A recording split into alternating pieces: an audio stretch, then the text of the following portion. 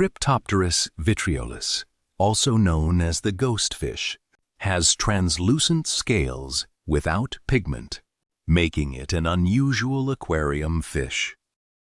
The body of this beautiful creature is elongated, transparent, 10 to 15 centimeters long, with a pair of long antennae on the upper jaw.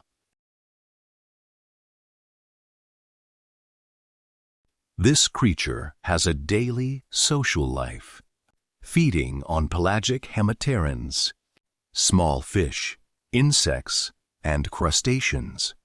Females are indistinguishable from males. The only sign by which the sex of these fish is sometimes determined is size. Females are slightly larger than males.